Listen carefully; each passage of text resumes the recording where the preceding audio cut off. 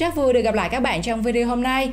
Trước khi đến với những điều thú vị trong video này, bạn hãy comment ngay và liền là bạn ghét nhất quy định nào mà trường bạn đã từng đặt ra. Trong khi nhiều học sinh Việt thường than phiền với các quy định của nhà trường, tuy nhiên có lẽ các bạn phải câm nín khi được trải nghiệm những luật cấm có 102 được quốc gia đông dân nhất thế giới là Trung Quốc quy định trong trường học. Các bạn biết rồi đó, đối với Trung Quốc, mọi thứ đều có thể khiến bạn ngỡ ngàng, thậm chí là sốc toàn tập. Vậy những quy định đó là gì? Câu trả lời sẽ có trong video. Chúng tôi mời các bạn cùng khám phá. Học sinh Việt Nam sốc nặng 7 thứ Trung Quốc cấm học sinh làm trong trường nhé. 7. Cấm giáo trình nước ngoài từ mẫu giáo tới trung học cơ sở. Trong khi ở Việt Nam, mọi người thi nhau học trường quốc tế để có thể tiếp thu một nền giáo dục hiện đại, thì ở Trung Quốc, tất cả đều bị cấm. Bởi họ sợ các thế hệ học sinh sẽ phải tiếp thu những thông tin sai lệch với ý muốn của họ. Chính phủ Trung Quốc đã đưa ra luật cấm dạy giáo trình ngoại tại các trường từ mẫu giáo cho đến hết trung học cơ sở. Đồng thời, cấm các cá nhân và tổ chức nước ngoài sở hữu hoặc kiểm soát các trường tư nhân. Và ngay từ nhỏ, học sinh Trung Quốc đã được nhồi nhét rằng Biển Đông là của nước này, bất chấp quyền lợi chính đáng theo luật pháp quốc tế của các nước khác. Phán quyết của tòa trọng tài bác bỏ đường lưỡi bò mà Trung Quốc đơn phương vẽ ra trên Biển Đông đã giáng một đòn pháp lý nặng nề vào uy tín và hình ảnh của quốc gia này. Thế nhưng những người trẻ ở Trung Quốc, sau khi tiếp thu những kiến thức phiến diện về Biển Đông từ sách giáo khoa trong nhà trường, đã có những phản ứng rất tiêu cực với phán quyết này. Một sinh viên 22 tuổi ở Quảng Châu kể rằng anh từng bị nhà trường xử lý kỷ luật vì ở môn địa lý anh không nêu được tên của bãi cạn James là của Trung Quốc. Nhưng thực chất bạn có thể thấy trên Google, bãi cạn James nó nằm cách Trung Quốc hơn nửa vòng trái đất sát với Malaysia. Thế nhưng chính quyền Bắc Kinh vẫn luôn kiên trì giáo dục con em mình về tính hiếu chiến để bảo vệ các biển đảo mà họ đã bị nhồi nhét từ thuở nhỏ. Không chỉ dạy học sinh của mình, đội ngũ giáo viên người Trung Quốc cũng luôn dạy học sinh bất kể là quốc gia nào về đường lưỡi bò. Thế nhưng trong trường hợp này, khi thấy cô giáo Trung Quốc trình chiếu và vẽ thêm đường lưỡi bò lên bảng, cô sinh viên Việt Nam đang du học ở Nhật đã mạnh dạn dùng bút cắt đứt chiếc lưỡi bò, qua đó khẳng định chủ quyền biển đảo nước nhà và khiến cô giáo đơ người ra và chuyển chủ đề.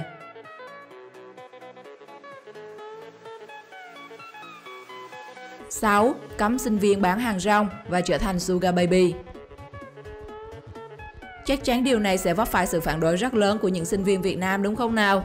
Bởi ở Việt Nam vào ngày Valentine, ngày 8 tháng 3, 20 tháng 10 hay ngày nhà giáo, học sinh thường làm thêm các công việc bán hoa trước cổng trường. Thậm chí nhiều bạn còn bán hàng rong ở các khu vực khác như công viên, chợ đêm để có thêm thu nhập trang trải cuộc sống. Thế nhưng tất cả điều này sẽ bị cấm ở đất nước Trung Quốc. Đặc biệt, quốc gia đông dân nhất thế giới này còn ban hành lệnh cấm sinh viên nữ trở thành các Sugar Baby. Cụm từ Sugar Daddy, Sugar Baby gần đây rất hot trong giới trẻ, nhất là sinh viên. Hiểu nôm na theo nghĩa đen là Sugar Daddy có nghĩa là ông bố ngọt ngào và Sugar Baby là đứa con ngọt ngào. Còn hiểu theo khái niệm của mạng xã hội thì Sugar Daddy ám chỉ những người đàn ông có độ tuổi ngoài 30 giàu có nhu cầu chu cấp tiền bạc và cuộc sống hưởng thụ Sugar Baby. Đổi lại thì các Sugar Baby thường là các cô gái sở hữu ngoại hình quyến rũ, mong muốn có tiền tiêu xài nhàn nhã mà không cần phải lao động chân tay vất vả. Tại Trung Quốc, những trường hợp sinh viên làm Sugar Baby đổi tình lấy tiền hay tình một đêm, hoặc trở thành tú ông, tú bà, điều hành buôn bán mại dâm đều bị đuổi học. 5. Cấm dạy tiếng Tây Tạng. Trung Quốc vẫn liên tục khẳng định bảo vệ quyền của mọi nền văn hóa thiểu số. Mọi dân tộc thiểu số được hưởng quyền tự do sử dụng và phát triển ngôn ngữ và tiếng nói riêng theo hiến pháp. Tuy nhiên, các nhóm nhân quyền khẳng định nhà nước chủ trương phổ biến tiếng quan thoại nhằm xóa mòn ngôn ngữ thiểu số đơn cử như tiếng Tây Tạng và rằng Bắc Kinh căn bản đang cưỡng chế đồng hóa văn hóa. Bởi tại vùng Tây Bắc này, chính quyền của Chủ tịch nước Trung Quốc Tập Cận Bình đã quy định các nhà sư không được dạy tiếng Tây Tạng cho trẻ em nơi đây. Cụ thể tại tỉnh Thanh Hải, nơi cộng đồng người Tây Tạng sinh sống đông đảo, đã ra lệnh cấm tất cả chương trình dạy tiếng Tây Tạng do các nhà sư đảm nhiệm với lý do tốn kém cho các gia đình và làm học sinh vất vả hơn. Trong khi đối với nhiều bậc phụ huynh, học thêm tiếng Tây Tạng là cách duy trì thổ ngữ, trong khi ngôn ngữ này đang dần mai một trước sức ép của tiếng Hoa được giảng dạy trong trường học. Chính quyền Bắc Kinh lý giải, theo luật pháp Trung Quốc, giáo dục do chính phủ phụ trách, không một tổ chức hoặc một cá nhân nào có thể sử dụng tôn giáo làm phương tiện cản trở hệ thống giáo dục quốc gia và mọi hoạt động chống đối lệnh cấm này đều phải trả giá. Điển hình như một doanh nhân Tây Tạng đã phải nhận mức án 5 tù giam khi ông này ủng hộ trường học Tây Tạng dạy tiếng Tây Tạng cho học sinh.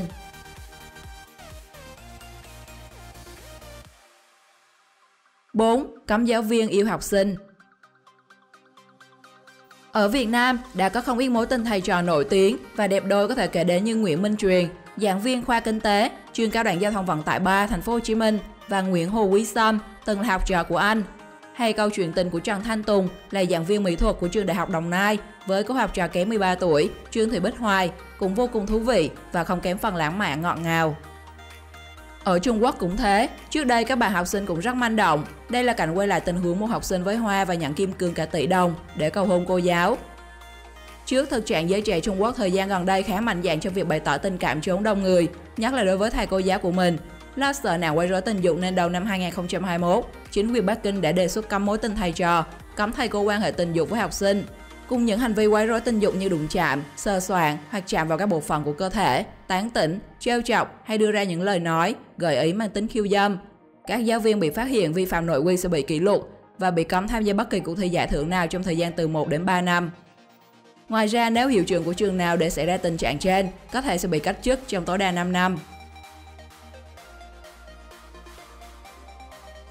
3. Cấm học sinh dùng điện thoại. Nếu như ở Việt Nam ít nhất bạn nào cũng có thể mang điện thoại đến trường, ngoài trừ là ở trong lớp học, thì Bộ Giáo dục Trung Quốc đã ra lệnh cấm hàng điện thoại trong khuôn viên trường học. Theo đó, học sinh tiểu học và trung học không được đem điện thoại di động vào lớp học. Trước kia thì một vài trường ở Trung Quốc cấm và yêu cầu học sinh bỏ trên giá treo bục giảng. Thì nay hầu hết các trường đều cấm học sinh hoàn toàn. Đây là một biện pháp nhằm bảo vệ học sinh khỏi nghiện Internet và video game. Nếu cần phải mang điện thoại đến trường, học sinh phải viết giấy đề nghị gửi đến ban giám hiệu cùng với sự chấp thuận bằng văn bản từ những người giám hộ. Khi đề nghị được chấp thuận, học sinh phải gửi điện thoại di động của mình cho ban giám hiệu nhà trường khi đến trường. Điện thoại di động này sẽ được giữ chung và không được đưa vào lớp. Bằng cách dùng máy quét thiết bị điện tử để kiểm tra việc giấu điện thoại trong người. Nếu vi phạm quy định này, các học sinh sẽ dùng búa chính đập nát điện thoại của mình. Thay thế cho điện thoại, Trung Quốc sử dụng camera trí tuệ nhân tạo và máy theo dõi sóng não cho mỗi học sinh, với mong muốn kiểm soát mọi hoạt động và giúp trẻ em trong việc học tập. Tuy nhiên, đa số học sinh cho biết nó là cơn ác mộng tồi tệ nhất.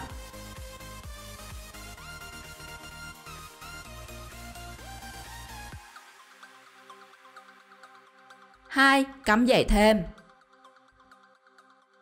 Số liệu từ Cục Thống kê Quốc gia Trung Quốc cho thấy, từ năm 2010 đến nay, dân số nước này tăng 5,4%, mức tăng thấp nhất trong nhiều thập niên. Điều này cho thấy nguy cơ khủng hoảng dân số đang trực chờ trong bối cảnh xã hội Trung Quốc ngày càng già đi và tỷ suất sinh giảm ở mức báo động. Theo số liệu gần đây nhất của Hiệp hội Giáo dục Trung Quốc, hơn 75% học sinh tham gia các lớp dạy kèm sau giờ học. Ở thời điểm hiện tại, tỷ lệ này còn có thể cao hơn. Chính vì vậy, một trong những giải pháp mà quốc gia đông dân nhất thế giới này áp dụng chính là hạn chế hoạt động dạy và học thêm. Động thái này đưa ra nhằm giảm áp lực cho trẻ em, gánh nặng tài chính cho cha mẹ, qua đó khuyến khích các gia đình sinh con. Trung Quốc sẽ hạn chế việc dạy kèm cho học sinh từ mẫu giáo đến lớp 12 trước và sau giờ học. Việc dạy thêm trong khuôn viên trường sẽ bị cấm. Các lớp học thêm bên ngoài cũng không được tổ chức vào ngày cuối tuần. 1. Học sinh tiểu học ăn 3 cái kem một ngày. Cái quy định này thì admin xin chịu vì không thể biết được nguyên nhân vì sao mà trường tiểu học thử nghiệm thành phố Xiamen của Trung Quốc lại quy định bất kể mùa nào, học sinh ở trường cũng phải ăn 3 cái kem mỗi ngày. Bạn nào biết được nguyên nhân vì sao lại có cái quy định kỳ lạ này thì hãy để lại phần bình luận cho mọi người biết nhé.